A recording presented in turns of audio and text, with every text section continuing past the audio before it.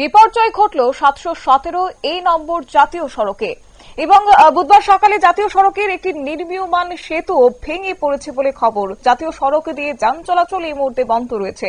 জানবো বিস্তারিত, আমাদের সঙ্গে যুক্ত হয়েছে প্রতিনিধি সোমনাথ মুখোপাধ্যায়। সোমনাথ, কি জানতে পারছো এবং সেতু ভেঙে পড়ার পেছনে কি কারণ রয়েছে?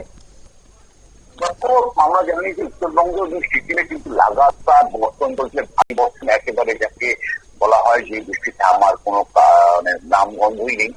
এই অবস্থায় কিন্তু আমরা কদিন ধরে দেখতে পাচ্ছি সিকিমের লাইফ লাইন ১০ নম্বর জাতীয় সড়ককে কিন্তু বিপর্যস্ত, সেটা বন্ধ। তার সিকিমের লাইফ লাইনের পাশাপাশি আরেকটি কিন্তু জাতীয় সড়ক তৈরি হয়েছে, সেটাকে ৭১৭ এই জাতীয় সড়ক বলা হয়, যদিও জাতীয়টা এখনো অসম্পূর্ণ, কিছু কিছু অংশে এখনো কাজ বাকি আছে। সেখানে একটি নির্মীয়মান ব্রিজ কিন্তু আজকে ভূমিধসের পরে ভেঙে পড়ে। এই রাস্তা দিয়ে, যেটা হচ্ছে জলপাইগুড়ি জেলার বাগড়াপুর থেকে সরাসরি সিকিম অব্দি পৌঁছানো যায়, এই রাস্তাটা কিন্তু এখনো অব্দি গাড়িতে ছোট গাড়ি চলাচল করার মতো যোগ্য ছিল, কিন্তু সেটা বন্ধ হয়ে গেছে। কার্যত ১০ নম্বরের পরে ৭১৭ নম্বর জাতীয় সড়ক বন্ধ হয়ে যায়। সিকিম কিন্তু কার্যত এখন বিচ্ছিন্ন, সম্পূর্ণভাবে বিচ্ছিন্ন রয়েছে। এবং কেন ভেঙে পড়লো, কেন এই জায়গায় দিয়ে পড়লো, সেই নিয়ে কিন্তু তদন্তের আশ্বাস দিয়েছে।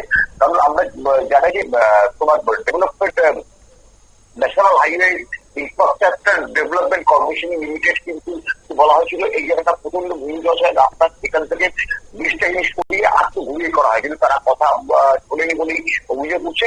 এখন তারা কি জানায়, কি বক্তব্য জানায়, সেটার উপর কিন্তু সকলের নজর আছে। তবে এই মুহূর্তে সিকিমের সাথে সম্পূর্ণ রকম যোগাযোগ বন্ধ।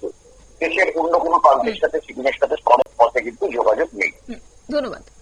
অর্থাৎ ১০ নম্বর জাতীয় সড়কের পর বিপর্যয় ঘটল ৭১৭ নম্বর জাতীয় সড়কে এবং সেক্ষেত্রে সেতু নির্মীয়মান হলেও তার রাস্তার তৈরির কাজ ইতিমধ্যে শেষ হয়েছে, কিন্তু তারপরেও রাস্তার কয়েকটি জায়গায় ভূমিধস ঘটায় ইতিমধ্যে national highway and infrastructure development corporation লিমিটেডের কাজ নিয়ে কিন্তু এবার প্রশ্ন উঠতে শুরু করেছে। নিয়ে নিচ্ছে ছোট্ট একটি বিজ্ঞাপন বিরতির সঙ্গে থাকুন।